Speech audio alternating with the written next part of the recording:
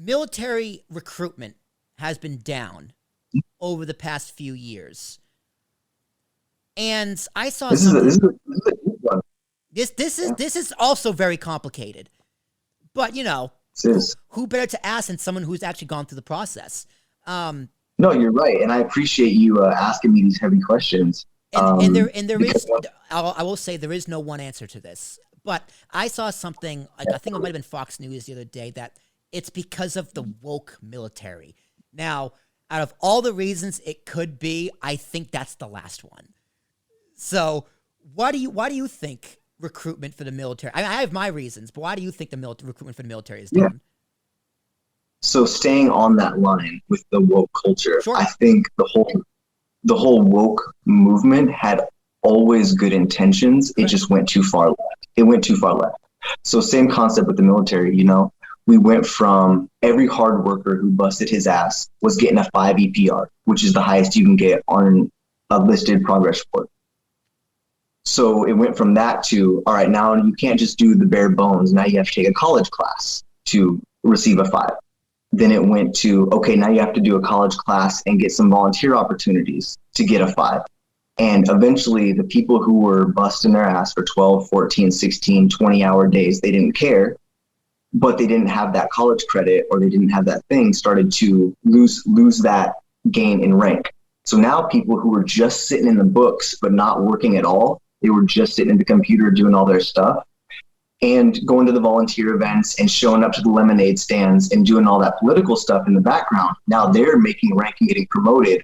So now you have a bunch of master sergeants. That's really the rank that it got convoluted in the Air Force. You have these master sergeants who are over the top of tech and staff sergeants who are actually better at their job than that person. But now you have to take direction from this person that you no longer respect. And then it gets into the airmen just stopped having respect for their seniority. And I think that happened around 2013. When I got back from Afghanistan, I really noticed it. It felt like high school all over again. And that's really when I think it started to get different was, so the EPRs changed for grading, which I think was started out with a really good intent because there were some people who were receiving those 5 EPRs that did not deserve them. But then the really hard workers got shafted on the back end, the ones who were in the trenches doing the hard stuff. For example, you know, when I went to the Thunderbirds, it was all alphas. You know, you don't get to the Thunderbirds unless you are a quote unquote alpha male who everything you do, you bleed blue. You don't get there otherwise. Right. And so how do you give only 20% of these rock stars a 5-star rating? You know, that's tough. That's tough to break it down like that. And then people who, once again, think they deserve that 5 start getting angry at the people who received it. And then, it was interesting to watch it all unfold. I'm blessed that I went through during that time, honestly. Because even I got to see the Don't Ask, Don't Tell go through when I was in basic. Mm-hmm. And so that was a whole thing too. That was dumb.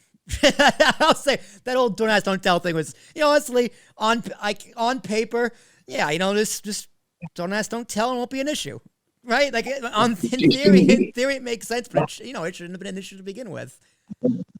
Agreed.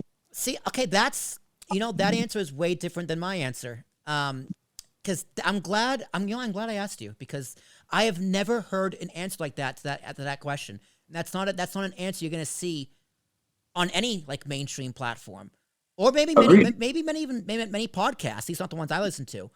So you think it's more of like that sounds a little more like politics. It is 100% politics. So is this like inner workings of the military politics? Of course. So there's the guys that withhold information. You know, that's right. One of my key components to someone who's going to mess up an organization is if you have a bunch of information that would help your staff sergeants and your airmen, but you refuse to tell them so that they have to come through you for a middleman. That's where it really starts, because then when your airmen or staff sergeants see that behavior, now they start finding ways to go around you. So now there's a miscommunication. Now there's a gap because you failed them first. And then the breakdown goes a step further when now those staff sergeants are not getting what they want, rightfully so, and they start to withhold information. Now the airmen aren't getting information. So now there's multiple breaks in the chain. And just the communication, it continued to get bad as my years progressed.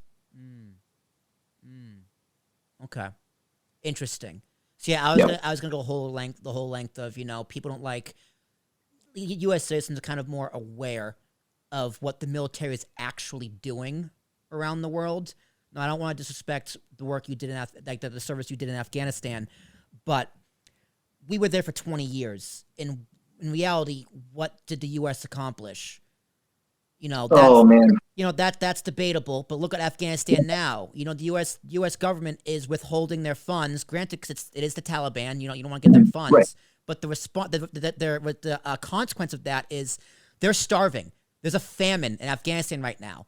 That's partially because of us, because we're freezing their assets, their money, so they can't do anything. You look what's going on in Ukraine right now. Granted, boots are on the ground, but we're funding that. You can talk all day about how the U.S. military escalated that over the past 10 years. We're funding Saudi Arabia where they're committing genocide in Yemen. So I think people is kind of aware of what the globalization and what we are actually doing as a country to the rest of the world. That it's like, fuck that. I don't want to be a part of this. So do you think American citizens are aware of that? Or do you think it's just so much noise and people are so busy? It's just people like me who are news junkies and kind of follow this certain channels and are just cynical because I'm 28.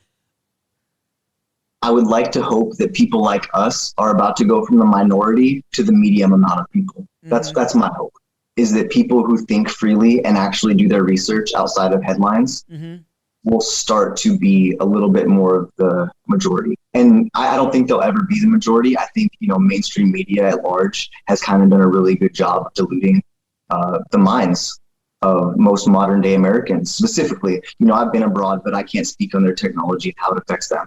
But Americans specifically, if your only platforms that you're searching for information are anything on the media, your CNN, Fox, NBC, any of those, or Facebook and Instagram, that's your only platforms that you're looking for information, you're getting 20%, maybe 20% of the true information. There's so much else going on, but you have to dig for it. You have to actually put in the work. And so to answer your question about what was it basically? What do I think about the political stuff in the military? Yeah, it's like, do you think all that really? Do you think all the stuff we're doing really plays a factor into like military recruitment, or do you think people just have their blinders on? They really don't know. Like, do you really think that enough people just don't know this is what's actually happening?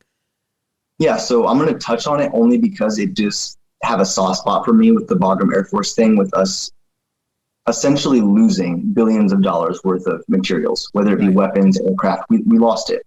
And it was a failure on the commander-in-chief at the time. Let's put it that way. Whoever the commander-in-chief was at that time, that was on him. Correct. So I'm not going to say the name, but... we all know who you mean. It's all good. Correct. So that base, Bagram Airfield, was a very, very well-built base. There was 4 checkpoints that you had to get through before you could even step foot on what we would consider the base. If missiles and all of our equipment would have been there, that would have never happened.